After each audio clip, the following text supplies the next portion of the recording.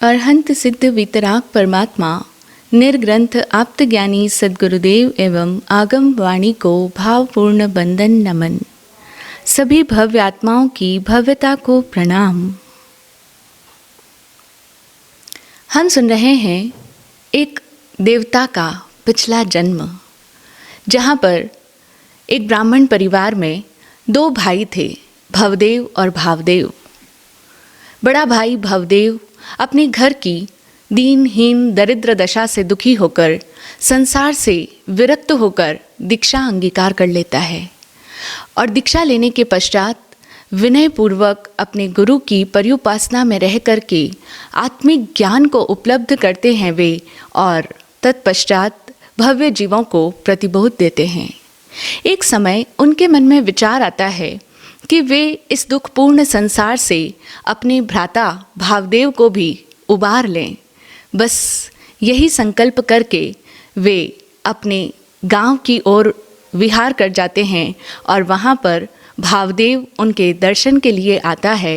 तब वे उन्हें वितराग वाणी सुनाते हैं, संसार का वास्तविक स्वरूप का दर्शन करवाते हैं और अपने भ्राता से प्रतिबोध पाकर के और उनकी बात को न टाल सकने के कारण से भावदेव भी वहीं पर मुनि भवदेव के पास में प्रव्रजित होकर के अणगार बन जाते हैं। अब दोनों मुनि भवदेव और भावदेव दोनों ही साथ साथ एक गांव से दूसरे गांव विचरण करने लगते हैं। कई वर्षों के पश्चात एक समय मुनि भवदेव को ऐसा लगता है कि अब उनके जीवन की सांध्य वेला आ चुकी है, जीवन की अंतिम घड़ियां करीब है। ऐसा देख करके वे संलेखना संथारा ग्रहण कर लेते हैं और कुछ ही दिनों में समाधि पूर्वक मृत्यु को प्राप्त होते हैं और स्वर्ग सिधार जाते हैं। मृत्यु जीवन की एक अनिवार्य घटना। संसार का प्रत्येक प्राणी जिसने भी जन्म धारण किया है वह एक न एक दिन मृत्यु को अवश्य ही प्राप्त होता है। देखा जाए तो इस संसार में, इस जीवन में अगर कोई भी एक चीज़ जो कि तय है वो एक ही है कि जिसने भी जन्म लिया है वो मरेगा अवश्य। हम लोग ऐसा कहते हैं कि वो बहुत ही कच्ची उम्र में चला गया, उसकी डेथ बहुत ही छोटी उम्र में हो गई, या फिर उसका मरण कोई बीमारी के कारण से हुआ, कोई हार्ट अटैक से मर गया, अथवा फला कोई दुर्घटना में एक्सीडेंट में उसकी डेथ हो गई। लेकिन ये सब कारण मृत्यु के वास्तविक कारण नहीं हैं। मृत्यु का असली वास्तविक और अल्टीमेट कारण एक ही है, वो है जन्मना। जो जन्मा है तो वह मरेगा तो सही। सबसे तय बात अगर कोई है इस जीवन में, वैसे तो बाकी सब चीज़ें निश्चित नहीं है, कोई तय नहीं है, लेकिन एक बात जो पक्की है, तयशुदा है, वो है कि हर जीव को जो भी जन्मा है उसकी मृत्यु तो एक न एक दिन अवश्य होनी ही है। इतनी तयशुदा पक्की घटना मृत्यु को लेकर के फिर भी हम लोग कितना घबराते हैं। क्यों है इतना मृत्यु से खौफ? क्यों डरते हैं हम लोग इतना मृत्यु से? मृत्यु मानो हमारे लिए दुख का एक दूसरा नाम बन गई है। हम लोग संसार में शोक, दुख, गमी, ये सब मृत्यु के ही पर्यायवाची से बन गए हैं और मृत्यु का नाम सुनते ही हम सभी प्राणी ऐसे भयभीत हो जाते हैं। हमें ऐसा लगता है जैसे ये हमारे पूर्वकृत पाप कर्मों का उदय हो रहा है। मृत्यु बोले तो एक बहुत ही बड़ी दुर्घटना, एक बहुत ही बुरी घटना। क्यों हमें मृत्यु के साथ में ऐसी बुरी फीलिंग आती है? क्योंकि हमारा मन कंडीशन्ड हो चुका है। हमारे मन ने आज तक हमेशा से ही मृत्यु को एक दुखद अनुभव के रूप में ही माना है, जाना है, देखा है। इसीलिए अब हमें मृत्यु का नाम सुनते ही एक दुखद एहसास अपने भीतर आने लग जाता है। ये दुखद फीलिंग जो कि मृत्यु के नाम के साथ ही हमारे भीतर जुड़ चुकी है। लेकिन देखा जाए तो मृत्यु के अलावा और कुछ भी इस जीवन में निश्चित रूप से घटित होने वाली घटना है ही नहीं।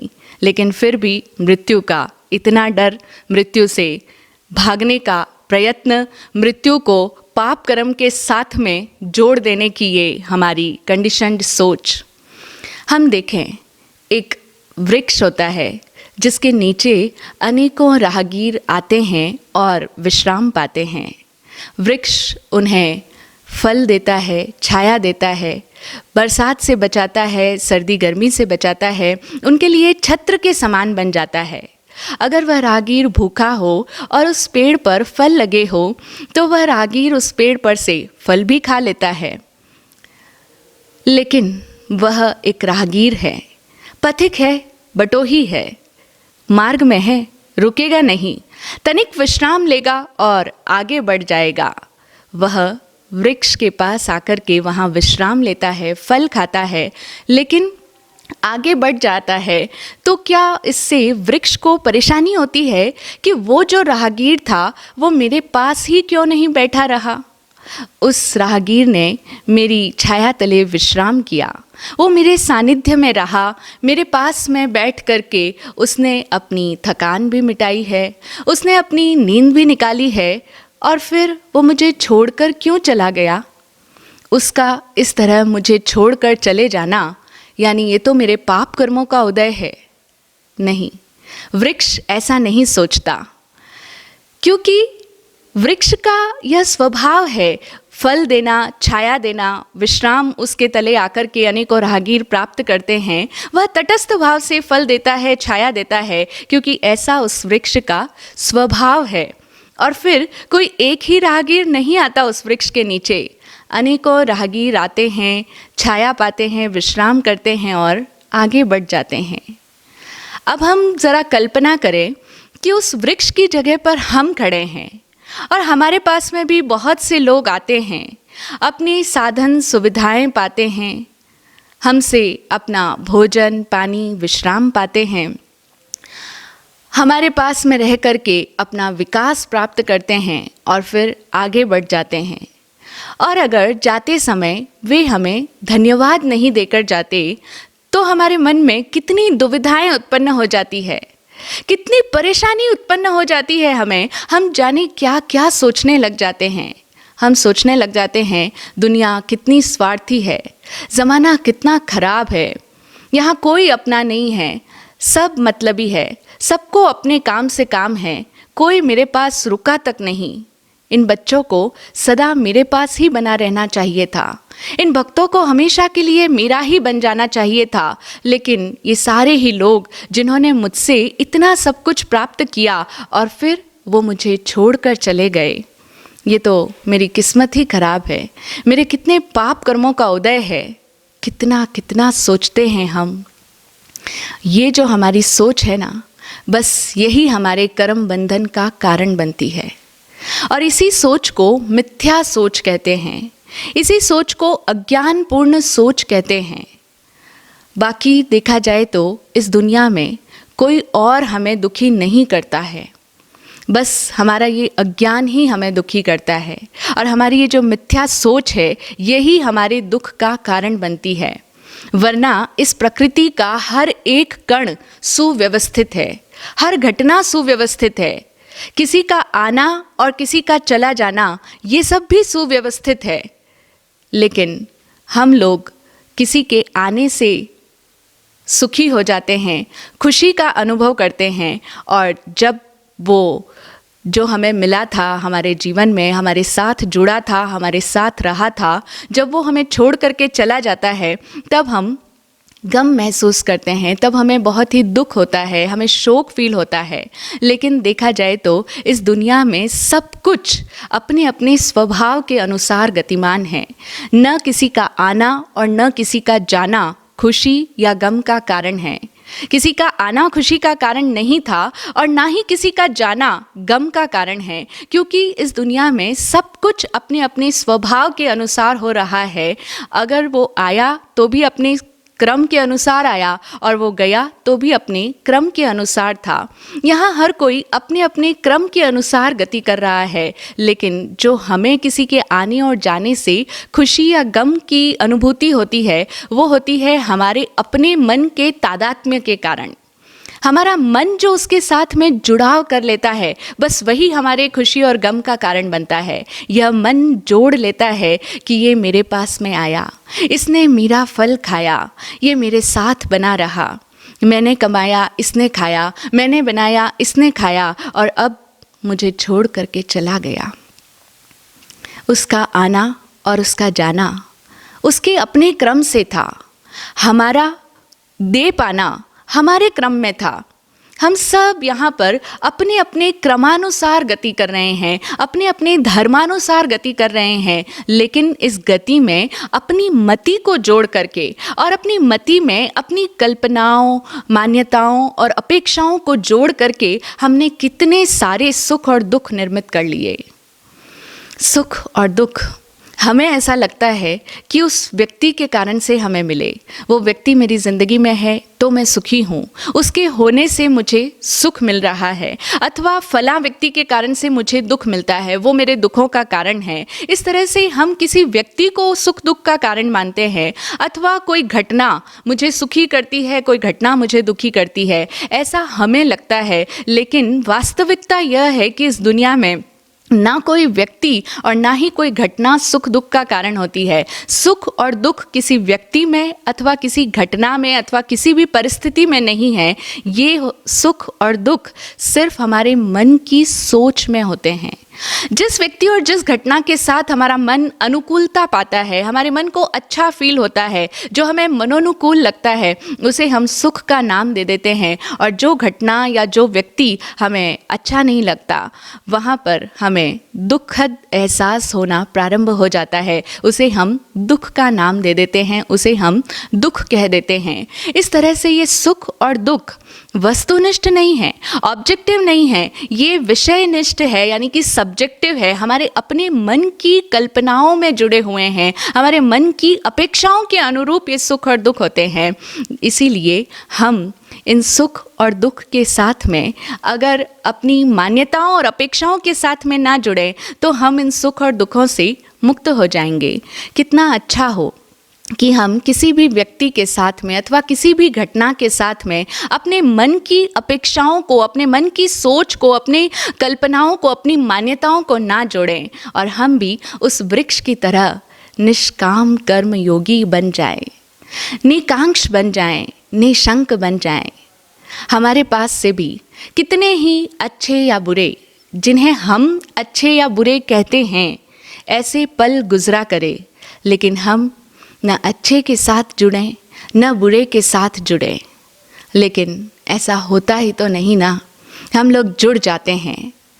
बहुत से पल हमारी ज़िंदगी में आते हैं और गुज़र जाते हैं, लेकिन वे पल तो आए और गुज़र गए, वे लम्हे अब बीत चुके हैं, किंतु हम अभी भी उन्हीं के साथ में जुड़ करके बैठे हैं। अब देखो ना, वर्ष 2022 गुज़र चुका है, नव वर्ष 2023 आ रहा है। अनेकों लोग हैं जो इस नव वर्ष का जश्न मना रहे हैं, इसके आगमन के लिए बहुत उत्सव मना रहे हैं, न्यू ईयर सेलिब्रेट कर रहे हैं। लेकिन देखा जाए तो क्या वे लोग उस नव वर्ष का सचमुच ही स्वागत कर रहे हैं, या फिर सिर्फ अपने एक राग रंग मौज मस्ती में डूब करके अपने आप को एक ऐसा भ्रम दे देते हैं, एक ऐसा भ्रमित एहसास करा देते हैं कि हमने तो न्यू ईयर को सेलिब्रेट कर लिया। वो सिर्फ उनका राग रंग मौज मस्ती करना, वो उनको एक भ्रम देना है, वो अपने आप को एक भ्रमित कर रहे हैं, इसके अतिरिक्त और कुछ नहीं है। वे सचमुच में नव वर्ष का स्वागत नहीं कर पा रहे हैं, क्योंकि नव वर्ष का स्वागत करने के लिए तो हमें स्वयं को नया होना होगा, और हम नए तब तक नहीं हो सकते जब तक हम पुराने से अपना संबंध विच्छेद ना कर लें। और हम सब लोग तो पुराने के साथ ही अपना संबंध जोड़े बैठे हैं।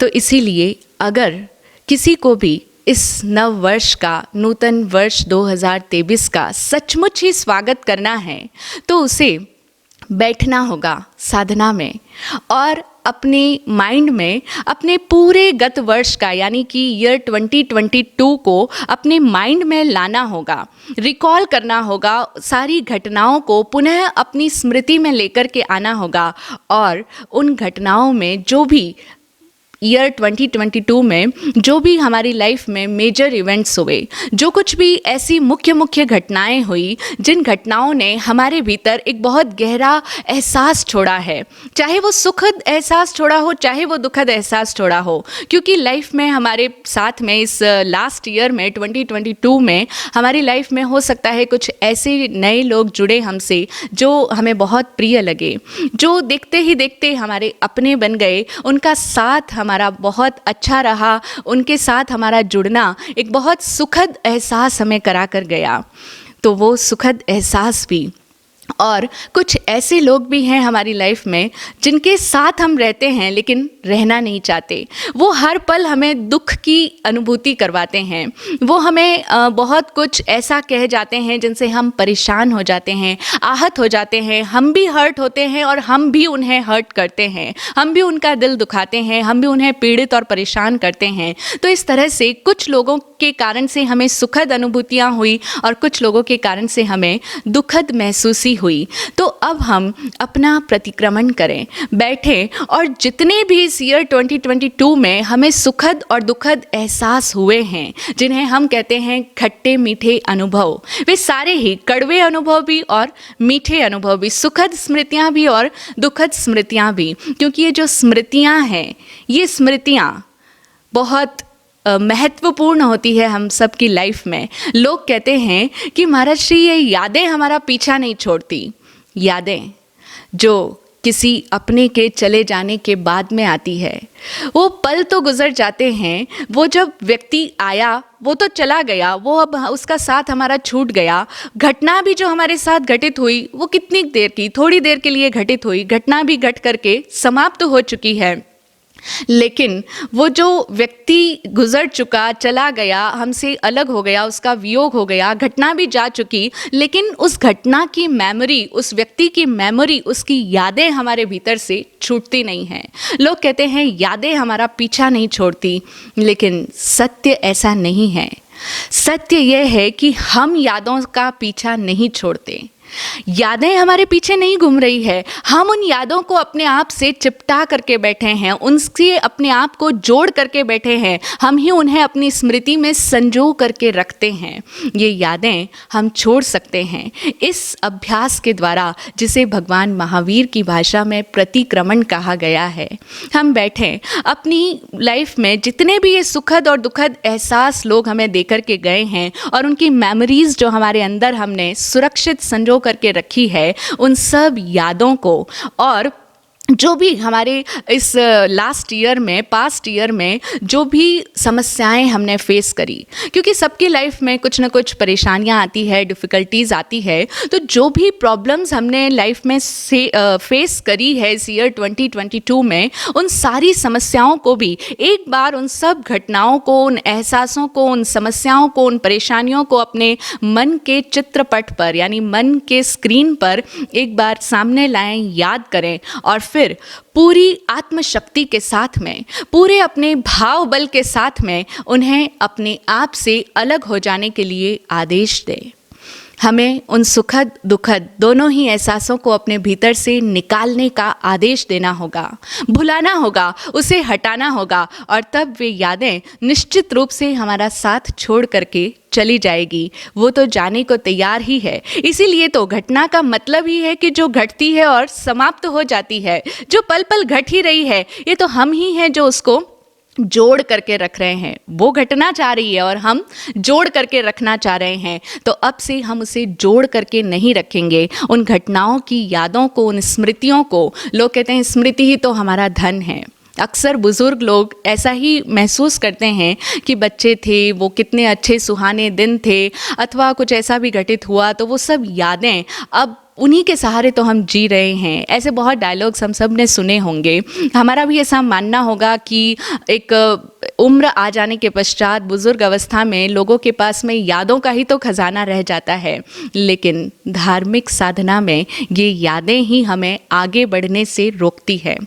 धार्मिक साधना हो अथवा जीवन को सफल बनाने की बात हो, दोनों एक ही अर्थ रखती है, क्योंकि अगर कोई व्यक्ति अपने पास्ट से चिपका पड़ा है, उसी में जी रहा है, उसी से अपने आप को जोड़ करके लगाव लगा करके बैठा है, तो वो कभी भी लाइफ में आगे नहीं बढ़ पाएगा, और जो प्रोग्रेस नहीं करेगा वो सफल कैसे हो पाएगा।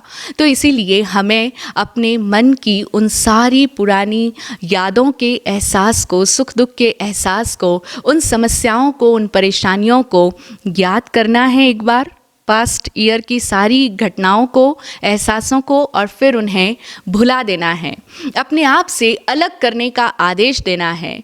हमें ऐसा कहना होगा अपने आप को, ये इंस्ट्रक्शंस देना होगा कि वे सारी यादें मेरे भीतर से अलग हट जाओ, निकल जाओ, दूर हो जाओ, विसर्जित हो जाओ।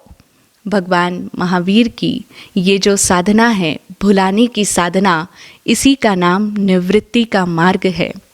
अप्पाणम बोसिरामी की ये साधना है। ये बहुत ही महत्वपूर्ण साधना है। समण भगवान महावीर ने जो निवृत्ति का मार्ग दिया वो यही तो है कि हम भुला दें। हम जितना भुला देंगे अपने अतीत को, अपने पास्ट को, उतना ही हम अपने प्रेजेंट में प्रेजेंट हो पाएंगे, वर्तमान में उपस्थित हो पाएंगे, और वर्तमान में जागृत होकर के जीना, इसी का नाम तो धर्म है। तो हम भगवान महावीर के द्वारा दी गई इस साधना को अपने जीवन में लाएं, इस बीते हुए वर्ष का प्रतिक्रमण करें, और ईयर 2022 की जितनी भी समस्याएं थी, उन सब को, जितने भी लोग थे, जितनी भी यादें हमारे अंदर हमने संजो करके रखी है, उनको अपने दिल से एक बार धन्यवाद दें और उन्हें ससम्मान विदा कर दें, अलविदा कह दें। पुराना वर्ष जो गुज़र गया है उसे सच में अपने भीतर से भी गुज़र जाने दें, उन बीते लम्हों को बीत ही जाने दो, उन्हें अप्पाणम बोसिरामी कर दें। ससम्मान उस अतीत को हम विदा करना सीखें, तभी तो हम इस आने वाले नए वर्ष का नए होकर के स्वागत कर पाएंगे। और इस आने वाले न्यू ईयर में न्यू ईयर रिजोल्यूशन कुछ इस तरह का लें कि अब आज से मैं इस 1 जनवरी 2023 से, आज ही के दिन से मैं ये संकल्प करता हूँ कि मैं अब इस वर्ष में कोई भी, जो भी मैंने पास्ट में समस्या फेस करी है, जो भी प्रॉब्लम्स मेरी लाइफ में आई है, उन सब समस्याओं का कोई जिक्र मैं अपनी ज़ुबान से नहीं करूँगा, क्योंकि समस्याओं की चर्चा करना, उन समस्याओं को पुनः अपने साथ में जोड़ लेना है, पुनः समस्याओं को अपनी लाइफ में आने के लिए इनवाइट कर देना है। समस्याओं का जिक्र करना ही समस्याओं के साथ में संबंध स्थापित करवा देता है। इसीलिए न्यू ईयर रेजोल्यूशन हमारा यही हो कि अब से मैं अपने जीवन में हो चुकी जितनी भी समस्याएं थी, जो भी परेशानियां थी, जो भी डिफ़िकल्टीज़ मैंने फेस की है, उन सब का मैं जिक्र ही नहीं करूँगा, और जो भी अच्छी और बुरी कैसी भी यादें थी, उन सब यादों को अब मैं भुला चुका हूँ, कभी उनका जिक्र भी नहीं करूँगा। कभी मेरी ज़ुबान पर वो सारे बीते पल, वो लोग, वो उन्होंने जो मेरे साथ में किया, जो कि मुझे सुखद या दुखद महसूसी देकर गया, उन सब लोगों की मैं चर्चा ही नहीं करूँगा। लेकिन लोग बहुत रस ले ले करके अपने पुराने दुखों को अपने साथ वाले लोगों को सुनाते हैं। जो भी मिलता है उनसे, उन्हें कहते हैं मैंने तो इतनी तकलीफ़ सही है, मेरी लाइफ में इतनी प्रॉब्लम्स आई, इतने दुख थे मेरी लाइफ में। लोग सिर्फ अपने मेमोरीज़ में अच्छी मेमोरीज़ को ही स्टोर नहीं करना चाहते। कितनी हैरानी वाली बात है कि लोग अपने दुखों को भी अपने माइंड में स्टोर करके रखना चाहते हैं और गाहे बगाहे उनकी चर्चा दूसरों के सामने करते चले जाते हैं। यानी दुखों के प्रति भी, दुखों को भी अपने आप से चिपटा लेने का कितना गहरा लगाव उनके मन में होता है ना? कितनी अद्भुत बात। लेकिन अब इस नव वर्ष में हमें इस बात के लिए संकल्पित होना है कि हमें किसी भी प्रकार की पास्ट की अनुभवों की चर्चा, समस्याओं की चर्चा अपनी ज़ुबान पर भी नहीं लानी है। अन्यथा मैं फिर से समस्याओं के साथ में, उन दुखद घटनाओं के साथ में अपना संबंध जोड़ लूँगा और फिर से वैसा ही मेरे जीवन में आना शुरू हो जाएगा। यानी फिर से अगर किसी को इस न्यू ईयर में भी वैसी ही समस्याएं चाहिए तो वो ज़रूर अपनी समस्याओं को अपने आप से चिपटा कर रखे, उनकी बातें किया करे, उनका जिक्र किया करे और उन बुरे लोगों को, बुरी घटनाओं को अपने मेमोरी में हमेशा सुरक्षित करके रखे और उनकी बातें करे। अन्यथा जो नहीं चाहता ऐसा, वो तो आज ही के दिन से इनके साथ में अपना संबंध कट ऑफ कर दे। इस तरह से हम न्यू ईयर का स्वागत करें नए होकर के और समझें अपने मन को, क्योंकि जब हम लोग अपने आप का निरीक्षण करते हैं तो हमें एक बात समझ में आती है कि हम इंसान कितने सारे सेल्फ कॉन्ट्रडिक्शन से भरे हुए हैं। हमारे मन में बहुत सारे अंतर विरोध है। हमारा मन एक तरफ से देखा जाए तो कितना जल्दी बोर हो जाता है पुराने से, है ना। आपको अगर रोज़ एक ही सब्जी खाने को दे दी जाए तो कितने दिन तक खा लोगे? 1 दिन, 2 दिन, 3 दिन भी चलेगा, तीसरे दिन भी वही सब्जी आ जाए, ठीक है, किसी तरह मन मार करके, मन मसोर करके खा लोगे उसी सब्जी को। लेकिन अगर रोज़ रोज़ सेम खाना हमें दिया जाए तो क्या हमें बर्दाश्त होगा? नहीं, हम बोर हो जाएंगे। रोज़ रोज़ किसी को एक ही वस्त्र पहनने को कह दिया जाए तो मन बहुत जल्दी बोर हो जाएगा। रोज़ रोज़ किसी को एक ही जगह पर जाना पड़े तो हम बोरियत फील करने लग जाते हैं। और जब कभी घूमने जाना हो, कोई बाहर दर्शनीय स्थल पर जाना हो और बार बार सेम प्लेस पर हमें जाना पड़े तो भी हम बहुत जल्दी बोर हो जाते हैं। मन की फितरत ही ऐसी है कि मन पुराने से अति शीघ्र बोर हो जाता है। लेकिन अब हम देखें कितना कॉन्ट्रडिक्शन है हमारे मन में। दूसरी तरफ वही मन अपने उन पुराने अनुभवों से तो बोर नहीं होता। बार बार हम उन्हीं समस्याओं की चर्चा करते चले जाते हैं, बार बार हम उन्हीं लोगों के बारे में सोचते चले जाते हैं। मन का पैटर्न अगर कभी जागृत होकर के होश में अगर हम देखना सीखें, अपने विचार हमारे किस पैटर्न में चल रहे हैं, किस दिशा में, किस डायरेक्शन में चल रहे हैं, तो हम देखेंगे कि हमारा मन हमेशा ही पास्ट की बातों को ही वापस च्यू करता रहता है। जैसे एक गाय जुगाली करती है, ऐसे ही हमारा मन अपने अतीत में हमारे साथ घटी हुई घटनाओं को और हमारे साथ जुड़े हुए लोगों को पुनः पुनः स्मृति में लाता रहता है और फिर वही सुखद और दुखद एहसासों में बार बार जाता रहता है और इस तरह हम पुनः पुनः सुखी और दुखी होते रहते हैं, है ना। कितना बड़ा अंतर विरोध।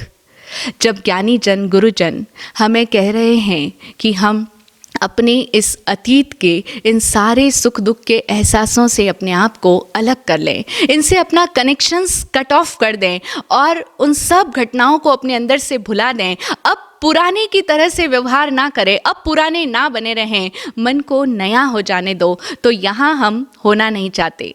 बहुत हिम्मत लगती है कि हम अपने मन से अपने उस सारे पास्ट को डिस्कार्ड कर दें, अपने अतीत को अपाणम वोसिरामी कर दें, उसे विसर्जित कर दें, उसे भुला डालें। बहुत हिम्मत की बात है, लेकिन ये हमें करनी ही होगी, क्योंकि अगर हमने ये हिम्मत नहीं करी तो हम कभी भी वर्तमान में आनंदित नहीं हो पाएंगे और हम सब एक आनंदपूर्ण जीवन जीना चाहते हैं। नव वर्ष आ रहा है, हम सब इस नव वर्ष का स्वागत करना चाहते हैं। नए साल में हम वापस वैसी ही समस्याओं से ग्रसित होकर के जीना नहीं चाहते हैं, वैसे ही दुख भरी जिंदगी हमें अब नहीं चाहिए।